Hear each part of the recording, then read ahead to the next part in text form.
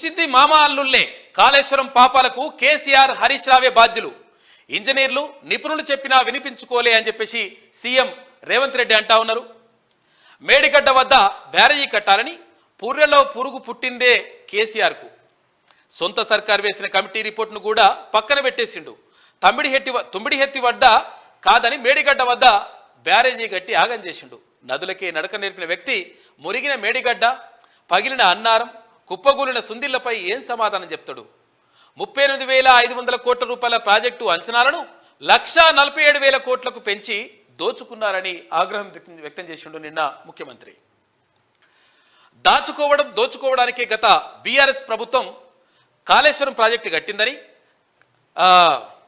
జరిగిన తప్పులను ఒప్పుకోకుండా ఆ పార్టీ నేతలు ఇంకా దబాయిస్తున్నారని సీఎం రేవంత్ రెడ్డి మండిపడ్డారు. మేడిగడ్డ వద్ద బ్యారేజీ కట్టొద్దని ఇంజనీర్లు నిపుణులు చెప్పినా కేసీఆర్ హరీష్ రావు వినిపించుకోలేదని, అట్లా మామాల్లులు చేసిన పాపాలే ఇప్పుడు తెలంగాణకు శాపాలుగా మారాయని ఆయన అన్నారు. చేసిన తప్పులకు తెలంగాణ సమాజానికి క్షమాపణ చెప్పాలని ఆయన డిమాండ్ చేశారు. నదులకే నడప నేర్పిండని, నెమలికే డ్యాన్స్ నేర్పిండని, అపర భగీరథుడు అని చెప్పేసి కేసీఆర్ గురించి బీఆర్ఎస్ వాళ్ళు గొప్పగా చెప్పుకుంటారు. కానీ ఇప్పుడు మునిగిపోయిన మేడిగడ్డ, పగిలిపోయిన అన్నారం, కుప్పగూలిన సుందిళ్లపై ఏం సమాధానం చెప్తారు? జరగబోయే ప్రమాదాన్ని అప్పట్లోనే నిపుణులు, ఇంజనీర్లు చెప్పినా కేసీఆర్ వినిపించుకోలేదు.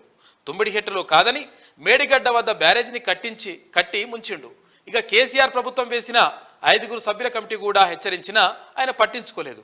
ప్రాజెక్టు వ్యయం అంచనాను భారీగా పెంచి దోపిడీకి తెగబడ్డాడు అని సీఎం మండిపడ్డారు. కాళేశ్వరం దుర్మార్గాలకు కేసీఆర్ హరీష్ రావే బాధ్యులని చెప్పేసి, మామ అల్లుళ్లే బాధ్యులని చెప్పేసి అక్కడ ముఖ్యమంత్రి చేసినటువంటి వ్యాఖ్యలు చూసుకోవచ్చు.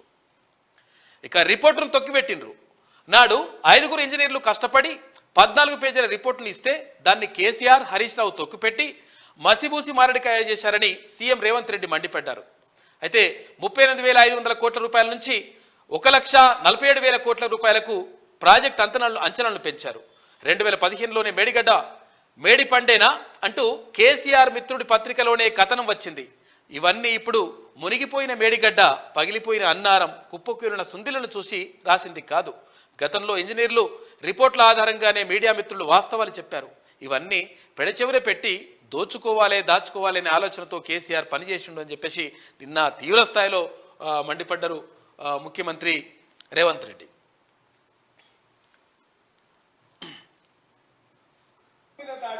మంత్రి గారిని అసలు సాధించలేకపోతున్నాడు. ఎందుకు అధ్యక్ష? నేను ఒకటే అడుగుతున్నా అధ్యక్ష, ఈ కాళేశ్వరం ప్రాజెక్ట్ అనేది తెలంగాణకు వరప్రదాయిని కాదు అధ్యక్ష, వీళ్ళ పుణ్యమా అని కాళేశ్వరం ప్రాజెక్టు తెలంగాణ సమాజానికి ఒక కలంకంగా మారింది అధ్యక్ష. ఇవాళ ఈ కలంకాన్ని నిలువెత్తు ఆధారాలు అక్కడ ఉంటే పక్కున పగిలిపోయి 2గా చీలిపోయి నేలకు కుంగిపోయి నిటారుగాడపోయి నిలబడితే సిగ్గుతో తెలంగాణ సమాజం తల వంచుకొని పరిస్థితులు కల్పించిన వాళ్ళు ఇంకా నిస్సిగ్గుగా సభలో నిలబడి మమ్మల్ని ప్రశ్నిస్తారా అధ్యక్ష?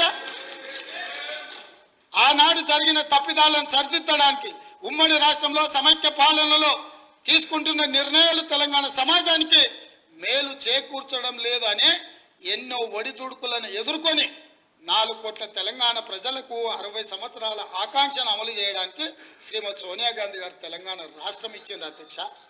అట్లా ఇచ్చిన తెలంగాణను వీళ్ళని నమ్మి వీళ్ళ చేతిలో పెడితే 10 సంవత్సరాల దివాలా తీయించి కొల్లగొట్టి ప్రాజెక్టులు పక్కున బలిగిపోతుంటే దాని మీద క్షమాపణ చెప్పకుండా ఇంకా ఎదురుతాడేంది అధ్యక్ష?